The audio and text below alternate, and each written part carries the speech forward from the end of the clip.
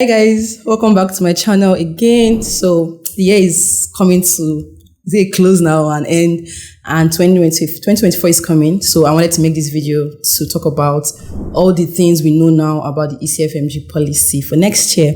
So 2024 is that year that has been so busy in Ecfmg calendar, if you're following, because in 2022 they made these announcements of a new accreditation policy that was coming. I think it's called Recognized Accreditation Policy. And since then, there's just been like a lot of buzz. And I know I made a video about that in the past, a few months ago, but now we know better and there is more news, more clarity. So I wanted to make this video to correct some of the things I said that do not stand true anymore. Okay, so let's get right into it. What's new? So first things first, Ecfmg has a new online environment. So prior to January 16, 2024, if you wanted to register, do anything you wanted to do or access any Ecfmg services, you had to go through their IAA or their online service at the time.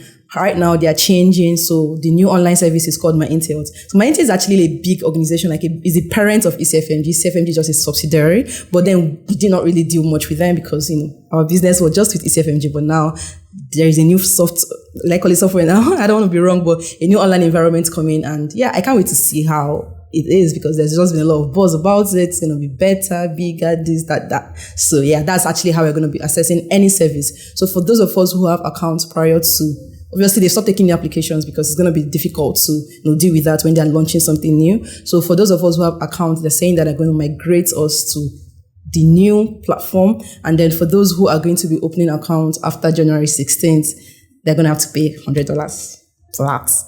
I hope we don't have to pay. But yeah, so if you did it last year or did it this year, I don't know why I keep saying last year, as if I'm already 2024 in my mind, sha. So if you did it already, then I hope we're not going to have to pay that money. So that's the first news. The second news is the big deal, the recognized accreditation policy. So, before now we thought that if your school was not accredited by WFME, that's the World Federation for Medical Education, then you wouldn't be able to take step 1 or step 2 or all the steps.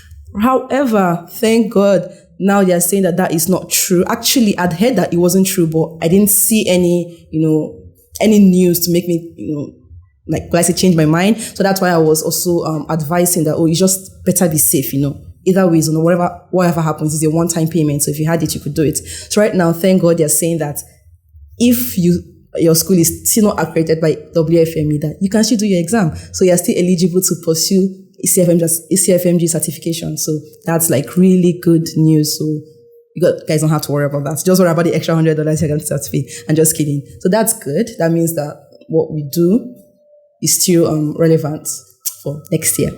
Now, what they're saying now is that's not going to change. Epic is not going to change. Epic is a credential verification service that people normally do. You can use Epic for anything, for Medical Dental Council of Nigeria. A lot, I think even for UK, many countries use Epic. It's a credential verification service. Nothing's going to change about that. Yeah, and then medical school eligibility for sponsors notes.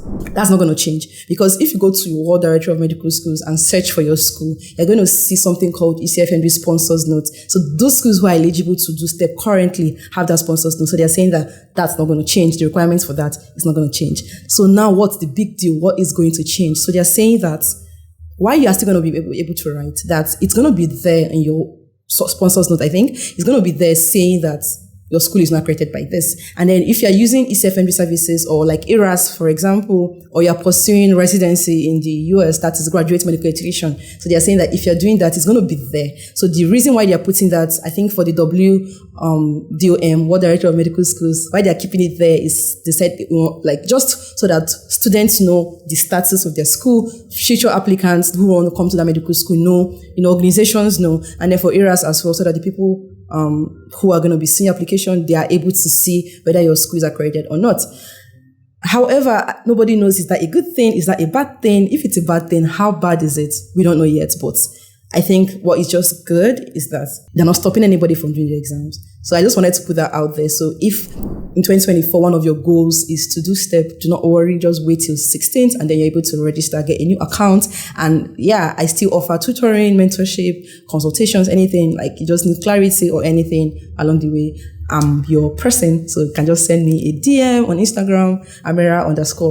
yeah, AHMIRA__, or you can just shoot me an email. I'm going to include my email in the description. All right, so I wish you guys a good holiday, like end of the year. Hope it goes well. Hope you wrap up the year well. Hope you take some time to reflect, plan for the new year. Plans to work. Okay, please don't let anybody deceive you. And then I'm going to see you guys in the new year. Okay, bye.